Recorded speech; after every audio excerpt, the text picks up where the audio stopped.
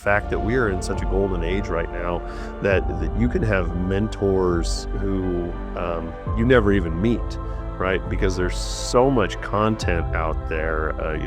Simon Sinek, Jim Rohn, Zig Ziglar, Malcolm Gladwell, whoever it is, the list goes on and on and on and on with all of the resources that we have available. And I think sometimes we don't realize how much really is at our fingertip.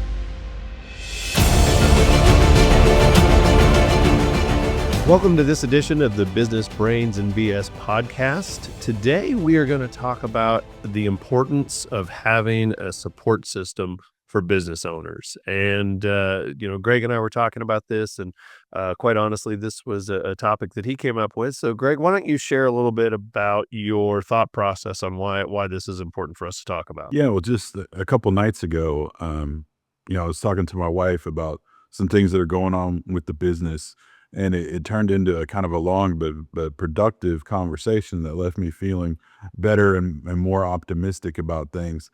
And her day to day involvement in the business is kind of minimal and varies. There are weeks where she might be involved for 5 hours, and are weeks where she might be involved for 15 hours, but it's never a lot more than that. Whereas it's on my mind, to some degree, pretty much every waking minute of every day. Um, but it just reminded me that, like how important that is, that we have those conversations and that we stay on the same page, and how much better it goes for me doing that, how much that helps the business. And she's just one person, but obviously she's the person that's closest to me, and is the most impacted by the things that go on with the business. But it was just a real, one of those moments where it's just a really good reminder that, like, man, this is super important that we stay on the same page and that we have these conversations, even if nothing changes from like just a you know day to day operational point of view. Still, just so that both of us know what's going on, so that we remember why we're doing what we're doing. We remember the end goals and things like that. And then, like I said, that just you can expand out beyond, not just your spouse, but the other people in your life and how much they feed into you and vice versa and everything. So that's what made me think of it. Was literally just an unplanned kind of impromptu conversation that turned out to be really beneficial. It's funny because as you were saying that, I was thinking about myself in particular, and I think a lot of us as business owners are this way. We don't, we don't want to show any vulnerability. We want everybody to think that we've got all of our ducks in a row. And in reality, in most cases, there's always something going on in the business, and being able to have that support system to talk to, not to sometimes, yeah, to whine, gripe, bitch, complain, and moan, but to get that support, but also just to be able to get it out because, I'm sure you probably have your own stories, but I think through my progression as a business owner and the ups and downs, and while the ups are elation, right? The downs are whatever the opposite of elation is, right? And it's that kind of that soul sucking. Have I failed? Have I made a terrible decision? Have I put my family in a position where, we're going to be living in an old refrigerator box under an overpass, if we don't turn this thing around? And keeping all that bottled up inside is, well, it's not healthy, right? I mean, look who I'm telling that, right? Yeah, definitely. No, that all weighs on you over time, and you're absolutely right. Being able to share that with somebody else can help relieve some of that pressure. And then, you know, this is true just when you talk to people in general. But like, I have a conversation with my wife, and she's a different person with a different perspective and a different point of view. And some of those things that I'm struggling with, or I have a certain viewpoint on, I share with her, and then she hits me with a different perspective, and I'm like, oh, well, I haven't considered that. That's a good point, or if maybe it's just encouragement, now you remember you said this, like, what about that, or even just, it's okay. Like, I still love you, it's not the end of the world. Yeah. So having that there, yeah, it does a lot. Yeah, it relieves the pressure. It provides some good accountability. It provides some encouragement. It's just, yeah, it's you can't put a price on it. Yeah, sometimes you just need a hug, right? Um, and it's funny because as we're talking about this, I feel like, and I have my own business coach, and that person, fills that role quite a bit as well. But I find in my role, sometimes I'm a cheerleader, sometimes I'm a butt kicker, sometimes I'm a shoulder to cry on.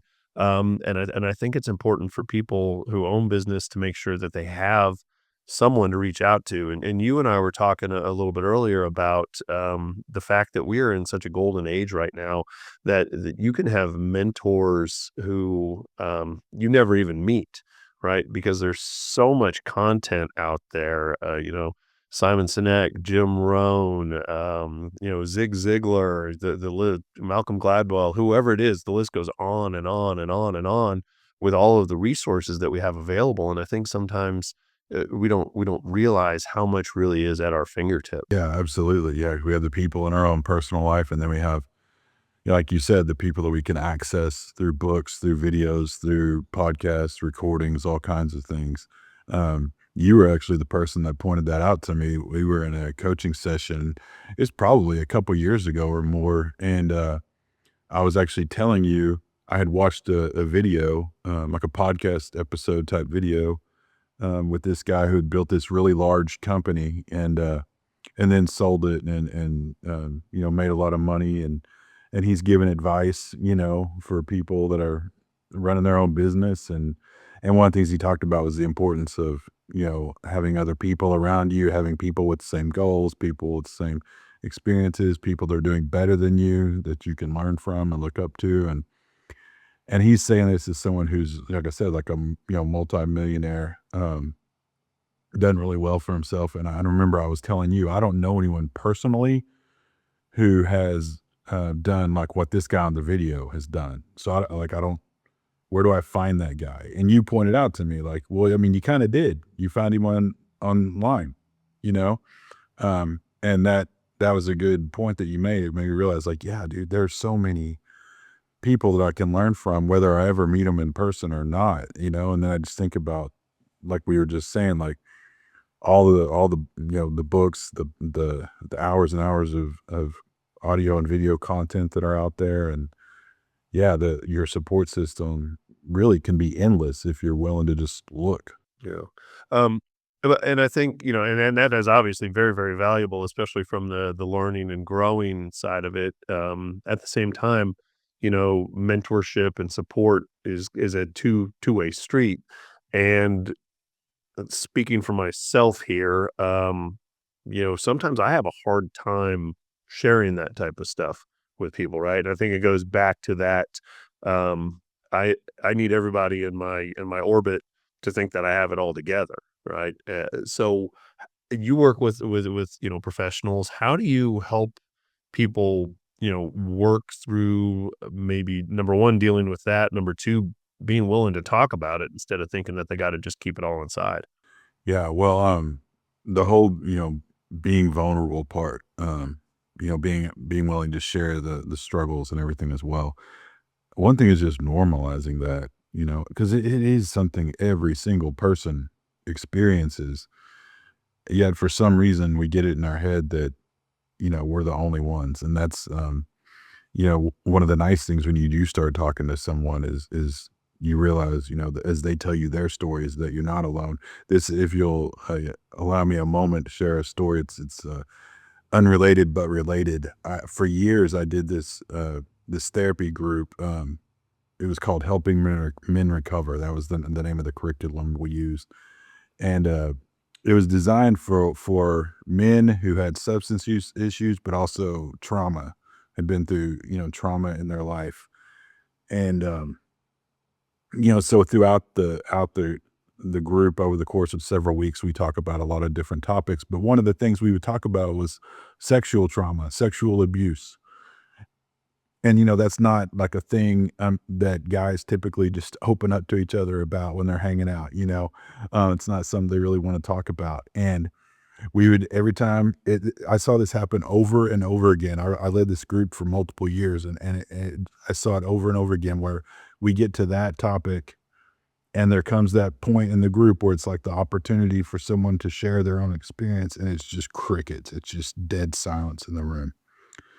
And then after a minute or two, one guy would speak up and say, actually, when I was a kid, this thing happened to me. And then the next thing you know, half the group has a story. It just took that one brave guy to be vulnerable and put himself out there. And then everyone else is comfortable doing it. And then everyone benefits from it. Everyone leaves feeling better. And part of the reason they feel better is they spent, however many years thinking like, I'm the only one with this struggle. I can't talk about it. No one's going to understand or they'll judge me or whatever. And then they leave the group realizing like, oh no, I'm not alone in this. And it's not this isolating thing that I made it. I think it's the same with what you're talking about, like with the business struggles, or any kind of struggle for that matter, realizing that like, oh, I'm not alone in this. This is a common thing. I don't have to judge myself for it. It's just part of life, you know. So having those conversations and helping people realize that it can be really helpful, just the normalization of it. And as you talk about that, it's a bunch of guys who had similar experiences who are working through that, and it makes me think about how important it is to choose your inner sphere very carefully because and I've had this happen myself, especially when I was in corporate America, where we'd have a Zoom call or a conference call or something like that, and as soon as it was over, I'd call somebody or somebody would call me, and the tone immediately went negative. "Can you believe this BS that they want us to do now? Blah blah blah." And it was one of those things where at the time I felt like, okay, I've got this other person or these other people who I am tied into who are my support system, but that support system was not pulling me in the right direction. In reality, it was taking me in the wrong direction. Yeah, absolutely. That is super important. And that's tough. I think that's a big struggle for some people. This idea of whether it's cutting people out of your life or minimizing certain relationships while you build others. That can be tough because, I think most people fear isolation, ostracization, things like that. Um, so this I like it might not be a great relationship, but it's a relationship, especially if it's one I've had a while, or if it's someone I see a lot. And this idea that like I need to pull back from that so I can better myself can be a scary thing. So you have to get into the cost benefit analysis, you know, of this particular relationship. What is it doing for me? What is it costing me? Yeah, yeah, and it's funny because I listen to, speakers, podcasts, trainings, that type of stuff, and they talk about the people who are negative and telling you, you can't do this. Um, and it's always so amazing to me that those people are out there because I feel very, very blessed and fortunate that I haven't had anybody in my life who said, you can't do this, you're not smart enough, you're not good enough. And normally it sounds like in those cases, those individuals are trying to pull you down to their level instead of, helping you elevate to the next level. So if you're dealing with somebody who's in, I guess, for lack of a better term, well, I guess it is a relationship. If you're dealing with somebody who's in a relationship like that, how do you help them get out of that, that negative influence? Yeah. So there's this model out there that I think is really helpful. It's used a lot in counseling, but it's a model that would help everyone in every profession, I think. At least if you interact with people, for a living.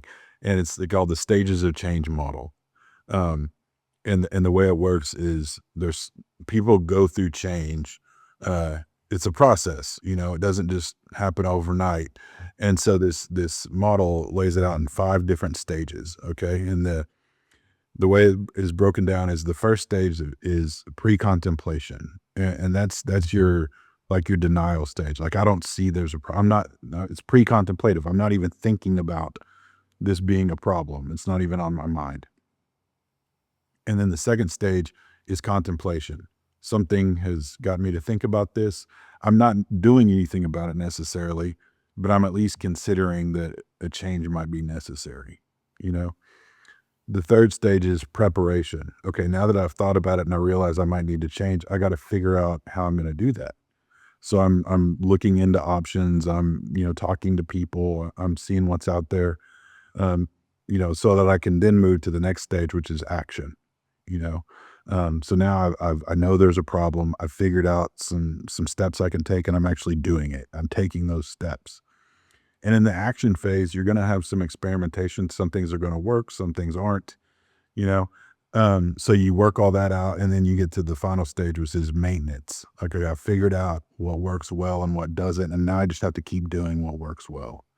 Um, there is a sixth stage, which is relapse, which is somewhere along that path, something went haywire, and I had to kind of go backwards a little bit.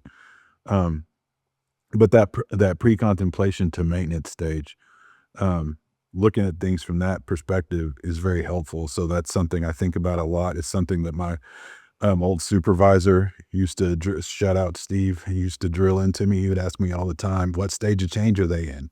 When I'm talking to him about a client, and so now I ask people that when they're talking to me, what stage, and it's something I think about with my own clients and things. What stage or change are they in? So going back to what you're talking about, how do you get someone to reconsider a relationship, or to think about that? It sounds like what you're describing is someone who's in that pre-contemplation stage, or maybe the contemplation stage, where they're not either they're unaware that it's causing a problem, or maybe they're starting to become aware, but they're not to the point of doing anything about it.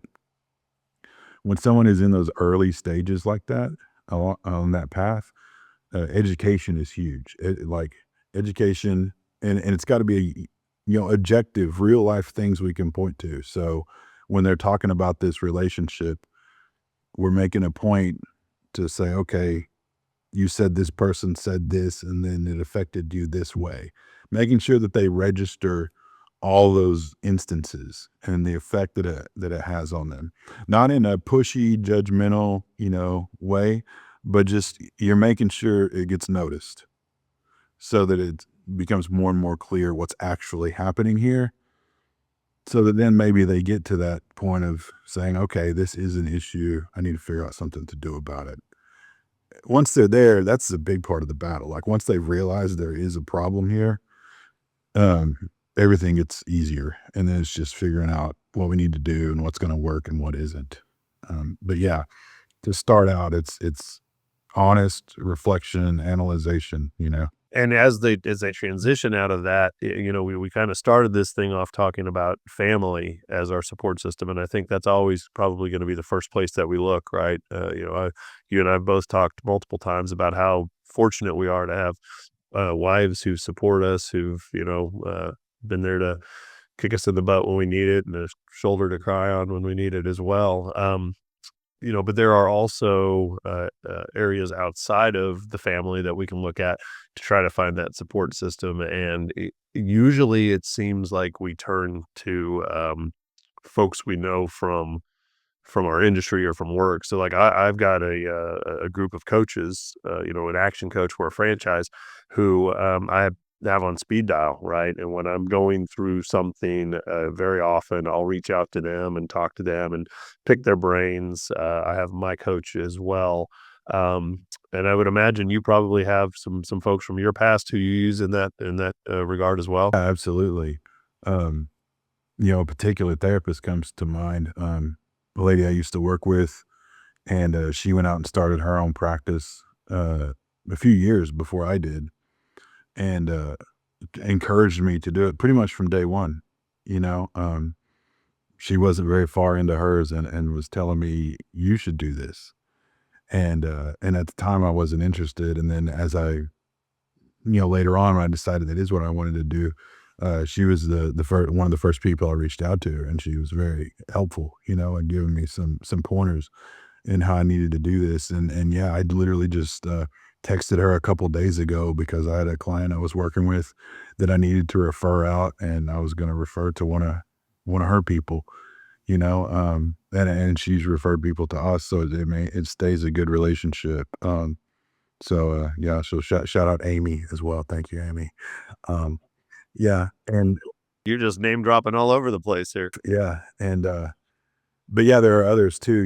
I'm one of the things I've done in my career is I'm a licensor supervisor. So I work with, people that just finished their graduate degree in counseling and are starting out their professional life. The licensing requirements that you have to spend, a year or two under the supervision of a more experienced board approved supervisor. And so I do that.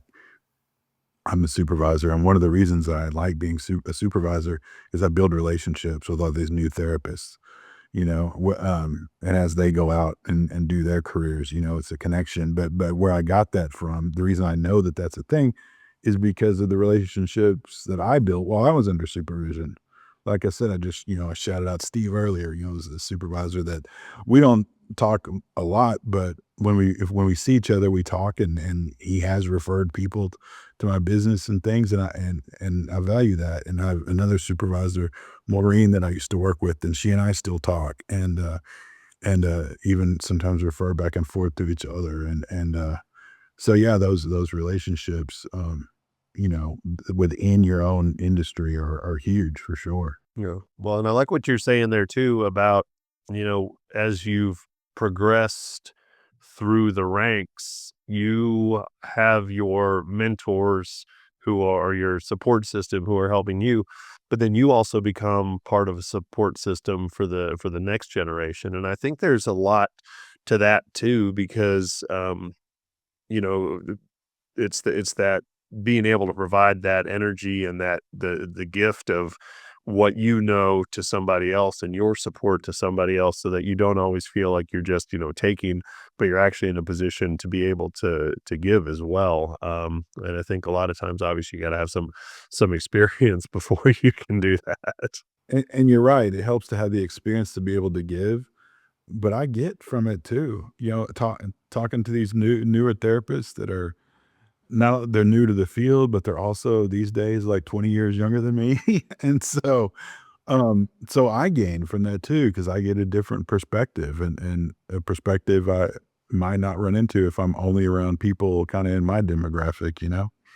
So yeah, it goes both ways for sure. Yeah, and then it's funny. I was uh, at a coach. It was a coaches conference, and I was talking to another coach, and she was saying, at these big conferences, you got a bunch of coaches there, and what do? We coach, but I think to be a good coach, you need to ask good questions. You need to get the other person talking. You need to not try to dictate to other people what you think they need to do. And she said, yeah, we call that corner coaching at conferences. And I thought that was pretty funny. And it made me think, there are an awful lot of people out there who'll be more than happy to tell you what they think that you should do, even though they may not have had any success in their life, or, they may not have any experience with that.